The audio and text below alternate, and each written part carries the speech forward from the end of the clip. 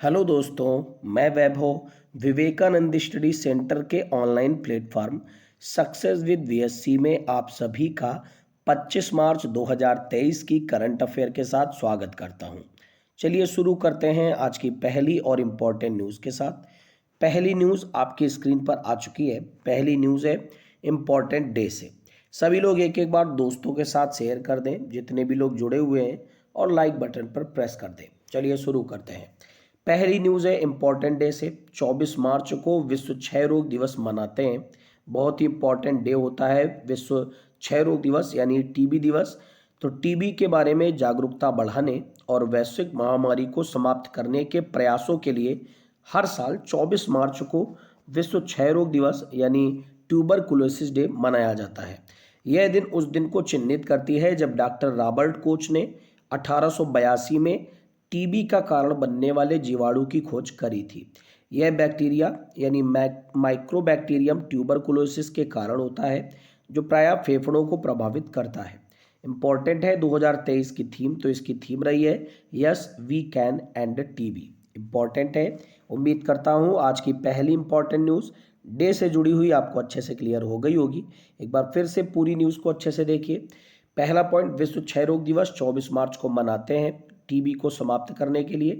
किस लिए मनाते हैं? डॉक्टर रॉबर्ट कोच ने 1882 में इसी दिन जीवाणु की खोज करी थी। यह बैक्टीरिया के कारण होता है, फेफड़ों को प्रभावित करता है। और विश्व क्षय रोग दिवस 2023 की थीम रही है yes we can end TB. अब यहाँ पर इंपॉर्टेंट डे से रिलेटेड बात आई है, तो बात करेंगे मार्च में कौन कौन से इंपॉर्टेंट डे हम लोगों ने मनाए हैं। तो याद रखिए, 1 मार्च को मनाया था शून्य भेदभाव दिवस। इसके अलावा विश्व नागरिक सुरक्षा दिवस। इसके अलावा नागरिक लेखा दिवस। 2 मार्च को मनाया था कर्मचारी प्रशंसा दिवस। 3 मार्च को मनाया था विश्व श्रवण दिवस और विश्व वन्यजीव दिवस। 4 मार्च को मनाया था राष्ट्रीय सुरक्षा दिवस। 7 मार्च को मनाया था जन औषधि दिवस। 8 मार्च को अंतर्राष्ट्रीय महिला दिवस मनाया था। 10 मार्च को सीआईएसएफ ने अपना स्थापना दिवस मनाया था, याद रखिएगा। 11 मार्च को विश्व किडनी दिवस मनाया गया था। 14 मार्च को अंतर्राष्ट्रीय गणित दिवस मनाया था। इसके अलावा international day of action for reverse यानी नदियों के लिए दिन मनाया गया था। 15 मार्च को विश्व उपभोक्ता अधिकार दिवस मनाया था। 16 मार्च को राष्ट्रीय टीकाकरण दिवस मनाया था। 18 मार्च को ऑर्डिनेंस फैक्ट्री डे और इसके अलावा ग्लोबल रिसाइकलिंग डे मनाया था। 19 मार्च को विश्व निद्रा दिवस मनाया था। 20 मार्च को विश्व खुशहाली दिवस मनाया था। अच्छा, खुशहाली से एक न्यूज़ याद आई। आपको पता है कल एक इंडेक्स जारी हुई है विश्व के सबसे सबसे ज़्यादा खुशहाल 40 शहरों की सूची। उसमें हमारे कानपुर ने एकमात्र शहर के रूप में पदवी प्राप्त करी है। इस लिस्ट में 11वें नंबर पर अपना कानपुर रहा है। तो याद रखिएगा, कानपुर विश्व के 40 सबसे खुशहाल शहरों में आता है। बहुत ही ज़्यादा इंपॉर्टेंट न्यूज़ है, इसको भी याद रखिएगा। इसके अलावा 20 मार्च को ही विश्व गौरैया दिवस मनाते हैं। इसके अलावा 20 मार्च को ही वर्ल्ड ओरल हेल्थ डे मनाते हैं। 21 मार्च को विश्व वन दिवस मनाते हैं। विश्व कविता दिवस मनाते हैं। विश्व डाउन सिंड्रोम डे मनाते हैं, ठीक है। और 22 मार्च को विश्व जल दिवस मनाते हैं और बिहार दिवस मनाते हैं।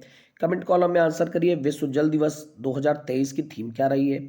23 मार्च को वर्ल्ड मेट्रोलॉजिकल डे मनाते हैं यानी मौसम विज्ञान दिवस और शहीद दिवस मनाते हैं। और अब हम लोगों ने पढ़ा 24 मार्च को मनाते हैं विश्व क्षय रोग दिवस।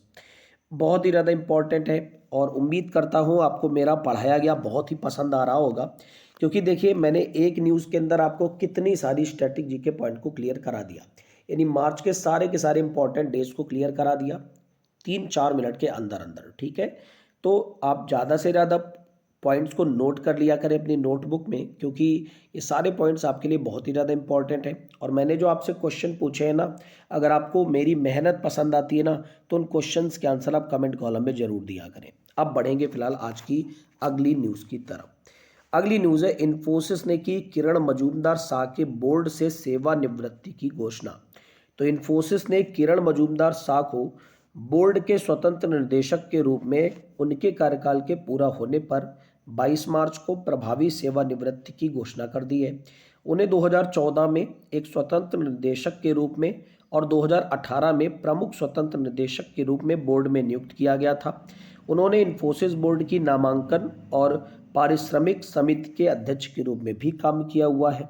तो याद रखिएगा, इन्फोसिस ने किरण मजूमदार शाह की बोर्ड से सेवानिवृत्ति की घोषणा कर दी है।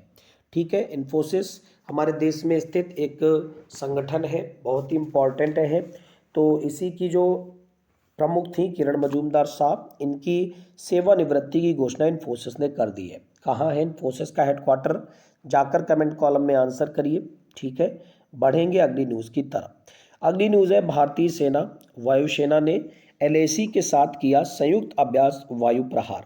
अच्छा, एलएसी क्या होता है? तो लाइन ऑफ एक्चुअल कंट्रोल। ऐसे ही एक एलओसी भी होता है, उसका फुल फॉर्म क्या होता है?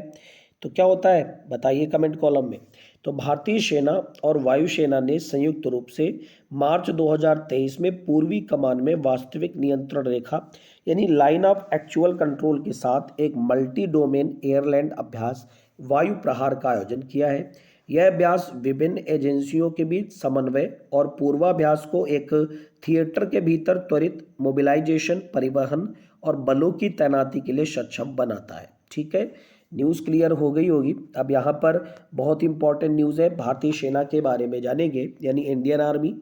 पहली बात तो इंडियन आर्मी डे मनाते कब हैं? तो 15 जनवरी को इंडियन आर्मी डे मनाते हैं।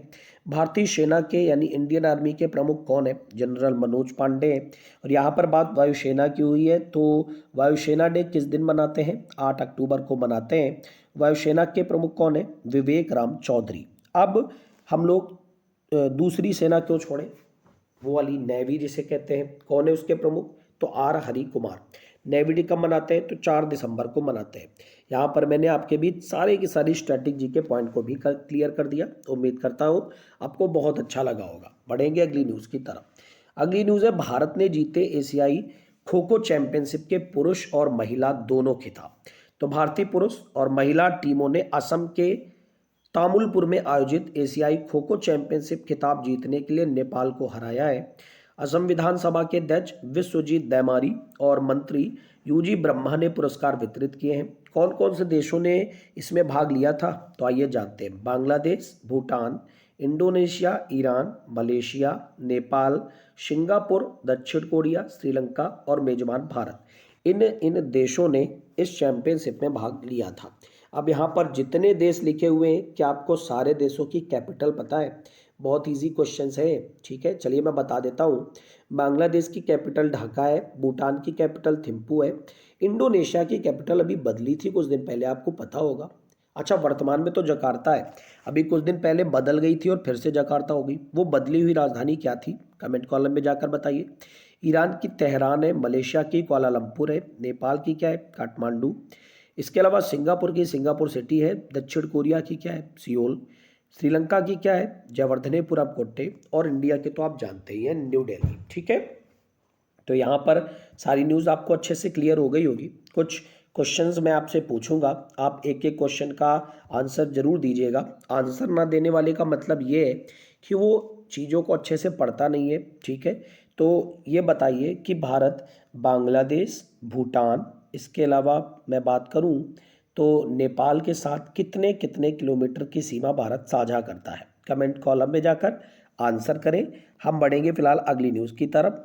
इसके अलावा ये भी याद रखना, इन सारे देशों में से सबसे नया देश ईरान है, जिसकी करेंसी बदली थी, जिसकी नई करेंसी है तोमान। ठीक है, बढ़ते हैं अगली न्यूज़ की तरफ। अगली न्यूज़ है, दुनिया की 26% आबादी के पास सुरक्षित पेयजल है ही नहीं, ये यूनेस्को की रिपोर्ट में बताया गया है।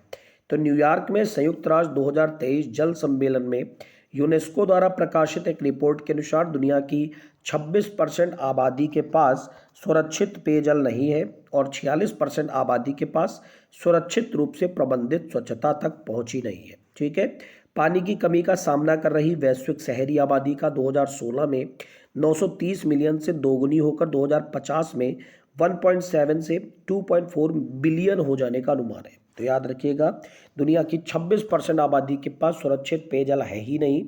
ये न्यूज़ है, किसने रिपोर्ट दी है? यूनेस्को ने। आइए अब यूनेस्को के बारे में जान लेते हैं। संयुक्त राष्ट्र शैक्षिक, वैज्ञानिक और सांस्कृतिक संगठन संयुक्त राष्ट्र की एक विशेष एजेंसी है, यानी United Nations Educational Scientific Cultural Organisation. इसका उद्देश्य शिक्षा, कला, विज्ञान और संस्कृति में अंतर्राष्ट्रीय सहयोग के माध्यम से विश्व शांति और सुरक्षा को बढ़ावा देना है। इसकी स्थापना 16 नवंबर 1945 को लंदन यूनाइटेड किंगडम में हुई थी। इसका मुख्यालय पेरिस फ्रांस में है। तो उम्मीद करता हूँ पॉइंट क्लियर हो गया होगा। कमेंट कॉलम में जाकर आंसर करिए। WHO, WTO इन दोनों के हेडक्वार्टर कहाँ हैं और WHO, WTO के प्रमुख कौन है, बताइए कमेंट कॉलम में। अगली न्यूज़ की तरफ बढ़ेंगे। अगली न्यूज़ है भारत यूके ने अरब सागर में संयुक्त समुद्री अभ्यास कोंकण आयोजित किया है। तो एक संयुक्त समुद्री अभ्यास कोंकण 2023 अरब सागर में कोंकण तट पर 20 से 22 मार्च तक ब्रिटेन की रॉयल नेवी और भारतीय नौसेना के बीच आयोजित किया गया है। एक गाइडेड मिसाइल फ्रिगेट INS त्रिशूल और एक type 23 guided missile frigate HMS Lancaster ने इस संस्करण में भाग लिया है। अभ्यास में समुद्री संचालन, वायु सतह और उप सतह के सभी क्षेत्र शामिल हैं। यहाँ पर बात ब्रिटेन की आई है, तो ब्रिटेन के साथ एक और युद्ध अभ्यास हम करते हैं जिसका नाम है अजय वॉरियर, ठीक है। और बात करें ब्रिटेन की, तो यहाँ पर भारतीय मूल के प्रधानमंत्री प्रेजेंट टाइम में है, क्या नाम है, ऋषि सुनक। इसके अलावा अगर आपको युद्धाभ्यास जानने हैं ना, तो मेरी सक्सेस सीरीज की प्लेलिस्ट में जाइए, डिस्क्रिप्शन में लिंक दिया गया है। वहाँ एक वीडियो में मैंने पूरे के पूरे युद्धाभ्यासों को डिस्कस किया है। बढ़ेंगे अगली न्यूज़ की तरफ। अगली न्यूज़ है असम राइफल्स से। क्या है असम राइफल्स से न्यूज़? तो असम राइफल्स ने 188वां स्थापना दिवस मनाया है। तो देश की सबसे पुरानी और सबसे सुशोभित पैरामिलिट्री फोर्स असम राइफल 24 मार्च 2023 को अपना 188वां स्थापना दिवस मना रही है। असम राइफल्स की स्थापना 24 मार्च 1835 को हुई थी, याद रखिएगा। अब कमेंट कॉलम में जाकर आंसर करिए, असम राइफल्स के कौन है DG प्रेजेंट टाइम में। बढ़ेंगे अगली न्यूज़ की तरफ। अगली न्यूज़ है 24 मार्च को मादक पदार्थ तस्करी पर क्षेत्रीय सम्मेलन की अध्यक्षता करी है अमित शाह ने। तो केंद्रीय गृह मंत्री अमित शाह ने बेंगलुरु में मादक पदार्थों की तस्करी और राष्ट्रीय सुरक्षा पर क्षेत्रीय सम्मेलन की अध्यक्षता करी है। यह समुद्री मार्ग के माध्यम से मादक पदार्थों की तस्करी पर अंकुश लगाने और मादक पदार्थों के तस्करों पर कड़ी दंडात्मक कार्यवाही के परिणाम स्वरूप शून्य सहिष्णुता के लिए आयोजित किया जा रहा है। सम्मेलन में 5 दक्षिणी राज्यों और 3 केंद्र शासित प्रदेशों के प्रतिनिधि भी शामिल हुए हैं। तो याद रखिएगा, मादक पदार्थ तस्करी पर क्षेत्रीय सम्मेलन की अध्यक्षता अमित शाह द्वारा बेंगलुरु में करी गई है। पढ़ेंगे अगली न्यूज़ की तरफ। अगली न्यूज़ है मिस्र राष्ट्रपति अब्देल फतेह सीसी, आपको पता होगा, अभी कुछ दिन पहले भारत यात्रा पर आए थे, जब भारत में उनको अतिथि नियुक्त किया गया था रिपब्लिक डे के अवसर पर। तो अब उन्हें ब्रिक्स बैंक के नए सदस्य के रूप में नामित किया गया है, याद रखिएगा, ठीक है। तो आइए डिटेल न्यूज़ को कुछ जानेंगे हम लोग। कुछ ब्रिक्स न्यू डेवलपमेंट बैंक के बारे में जानेंगे। पहले तो यही क्लियर रखिए कि मिस्र के राष्ट्रपति अब्देल फतेह सीसी भारत यात्रा के कुछ दिन बाद ही ब्रिक्स बैंक के नए सदस्य के रूप में नामित हुए हैं।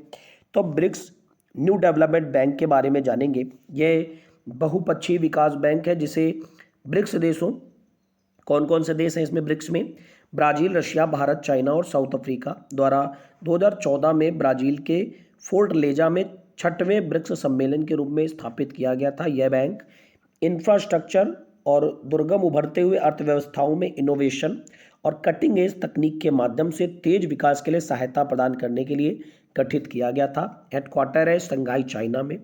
2018 में यूनाइटेड नेशंस जनरल असेंबली में NDB की ऑब्जर्वर स्थिति प्राप्त हुई थी। उम्मीद करता हूँ सारे पॉइंट क्लियर हो गए होंगे। तो याद रखिएगा, मिस्र ब्रिक्स न्यू डेवलपमेंट बैंक में शामिल किया गया है।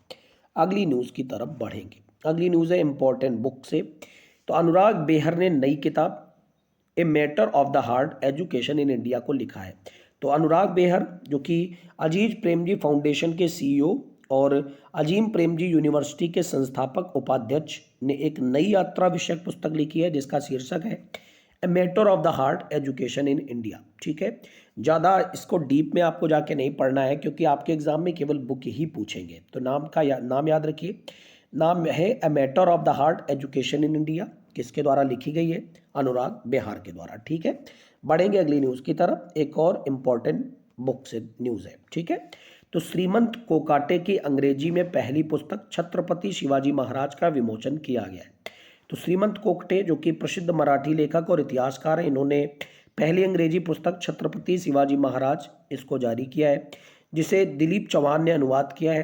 पुस्तक को मराठी टीवी सीरीज में छत्रपति शिवाजी महाराज और संभाजी महाराज के निभाव के लिए जाना जाने वाला लोकप्रिय MP और अभिनेता अमोल कोल्हे ने रिलीज किया है। याद रखिएगा न्यूज़, उम्मीद करता हूँ आज की सारी न्यूज़ आपको बहुत ही ज़्यादा अच्छे से समझ में आई होगी और मेरा पढ़ाया गया आपको बहुत ही ज़्यादा पसंद आया होगा। अगर आपको मेरा पढ़ाया पसंद आता है तो लाइक बटन पर प्रेस करना मत भूला करें और ज़्यादा से ज़्यादा कमेंट कॉलम में आंसर किया करें, ठीक है?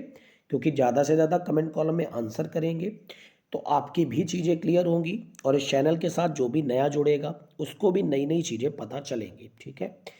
तो अगर आप पहली बार चैनल में जुड़ रहे हो तो सब्सक्राइब पर प्रेस करना मत भूलना और बेल आइकन दबा लेना, जिससे आने वाली एक एक इन्फॉर्मेशन आप तक पहुंच जाए। और मैं आपको बता दूं, इस चैनल के माध्यम से डेली करंट अफेयर के साथ साथ मैं कुछ शॉर्ट वीडियोस भी बनाता हूं, जहां पर मैं कुछ मैथ्स की शॉर्ट ट्रिक बताता हूं, तो आप जाकर के उन शॉर्ट ट्रिक को भी देखा करें।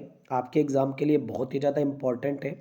नए तरीके से मैं बताने का प्रयास करता हूं, तो आप ज़रूर देखा करें। आपका दिन मंगलमय हो। Thank you everyone. God bless you all.